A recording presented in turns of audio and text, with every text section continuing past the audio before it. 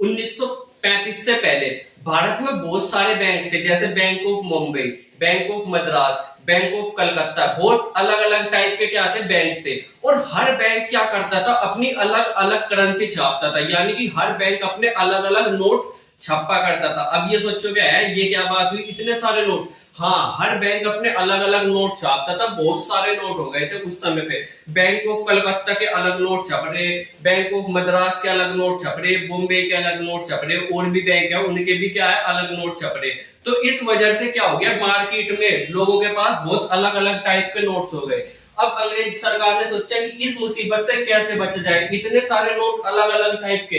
तो उन्होंने कहा कि देखो इसका कुछ ना कुछ समाधान करना पड़ेगा, और उसने इसका समाधान करने के लिए किसको दायित्व सौंपा, हिल्टन यंग को। हिल्टन यंग से पूछा गया कि क्या करा जाए भाई साहब। तो हिल्टन यंग ने कहा देखो भाई ऐसा है, इतने सारे अलग अलग टाइप के नोट चलेंगे तो ये बहुत ज्यादा अच्छी बात नहीं है, हमें क्या करना पड़ेगा, इन नोटों पर थोड़ा नियंत्रण, थोड़ा कब्जा रखना पड़ेगा।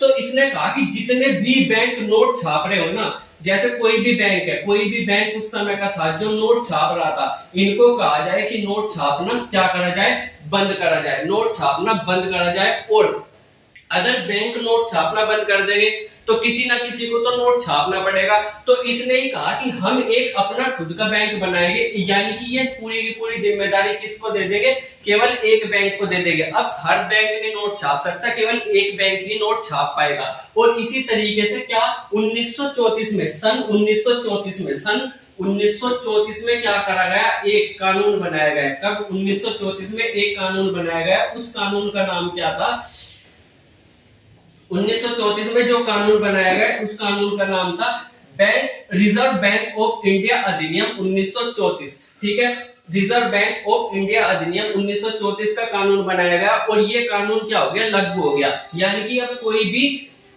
बैंक नोट नहीं छाप सकता था। फिर क्या करा गया 1935 में, सन 1935 में आरबीआई की क्या करी गई, स्थापना करी गई। अब एक ऐसा बैंक भी तो चाहिए था जो नोट छापेगा। अब कानून तो 1934 में बन गया, कानून बनने में कितना ही समय लगता, 2-4 घंटे लगते ज्यादा से ज्यादा, पर बैंक बनने में तो टाइम लगता ना। क्यों?